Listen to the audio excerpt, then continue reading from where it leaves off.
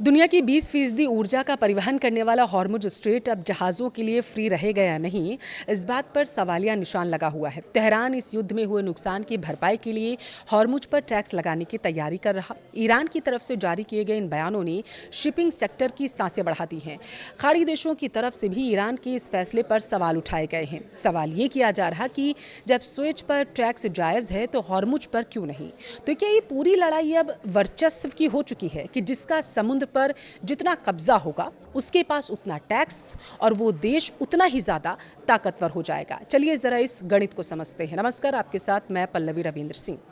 देखिए, पश्चिम एशिया में अमेरिका और इजराइल द्वारा ईरान पर किए गए हमलों के बाद जो हालात बने, उन्होंने पूरी दुनिया की अर्थव्यवस्था को पूरी तरीके से झकझोर कर रख दिया है। इस पूरे संकट के केंद्र में है हॉर्मुज स्ट्रेट, एक ऐसा सकरा समुद्री मार्ग जिसकी चौड़ाई महज लगभग 34 किलोमीटर की है, लेकिन महत्व तो इतना ज़्यादा कि दुनिया का तकरीबन 20% तेल इसी रास्ते से गुजरता है।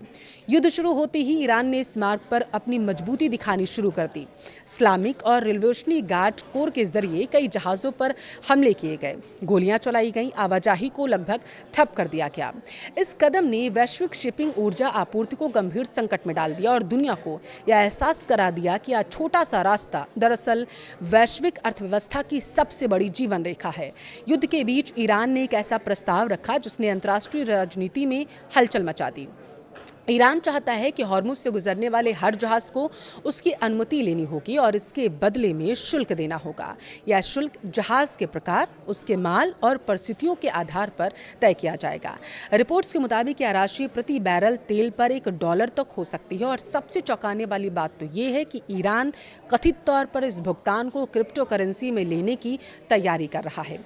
ईरान के उप विदेश मंत्री काजेम ने ओमान के साथ मिलकर एक ऐसी व्यवस्था बनाने की बात कही जिसमें जहाज़ों को इस मार्ग से गुजरने के लिए लाइसेंस और परमिट लेना पड़े। हालांकि ओमान ने बाद में इस प्रस्ताव से दूरी जरूर बना ली। अब देखिए, यह पहली बार है जब किसी देश ने खुले तौर पर एक प्राकृतिक अंतर्राष्ट्रीय समुद्री मार्ग पर इस तरीके का कंट्रोल रखने की कोशिश की है, जिससे यह विवाद और ज़्यादा गहरा चुका है। इस पूरे विवाद में सबसे अहम भूमिका निभाता है अंतर्राष्ट्रीय समुद्री कानून, जिसे संयुक्त राष्ट्र समुद्र विधि समझौते के तहत लागू किया जाता है। यह कानून साफ तौर पर कहता है कि किसी भी देश को प्राकृतिक जल डमरू मध्यों से गुजरने वाले जहाज़ों से केवल पारगमन के लिए शुल्क लेने का अधिकार नहीं है। ऐसे मार्गों को अंतर्राष्ट्रीय माना जाता है और सभी देशों के जहाज़ों को बिना रोक टोक आवाजाही की स्वतंत्रता यहाँ पर दी जाती है। हाँ, अगर कोई देश विशेष सेवाएं देता है तो उसके बदले सीमित शुल्क जरूर लिया जा सकता है, लेकिन इसे सामान्य ट्रांजिट टैक्स में नहीं बदला जा सकता। और यही वजह है कि ईरान की मांग को अंतर्राष्ट्रीय कानून के खिलाफ माना जा रहा। अमेरिका सहित कई देशों ने इस पर कड़ी आपत्ति जताई और अमेरिकी राष्ट्रपति डोनाल्ड ट्रंप ने साफ कर दिया कि हॉर्मुज से तेल का मुक्त प्रवाह किसी भी शांति समझौते की अनिवार्य शर्त होगा। खाड़ी देशों ने भी इसे अस्वीकार बताया और कहा कि यह मार्ग किसी एक देश की जागीर नहीं बन सकता। इस विवाद को समझने के लिए यह जानना जरूरी है कि हर समुद्री मार्ग एक जैसा नहीं होता।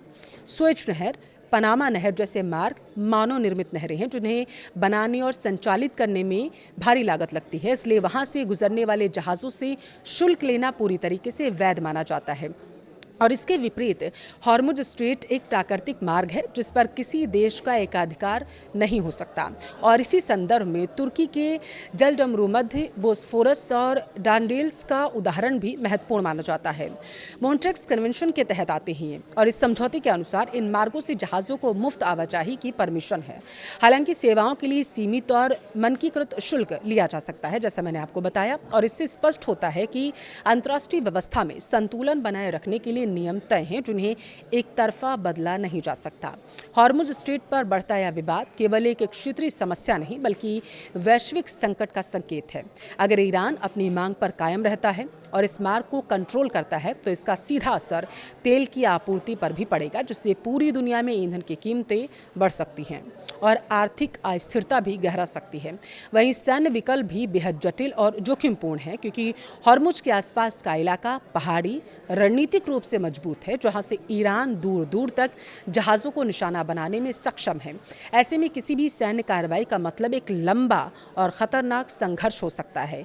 पूरी स्थिति को देखें तो यह सिर्फ एक समुद्री रास्ते का विवाद नहीं बल्कि अंतर्राष्ट्रीय कानून, ताकत के बीच सीधी टक्कर है। एक तरफ नियम है जो सभी देशों को समान अधिकार देते हैं और दूसरी तरफ वह हकीकत जहां ताकतवर देश अपने हितों के लिए नियमों को चुनौती देते नजर आते हैं।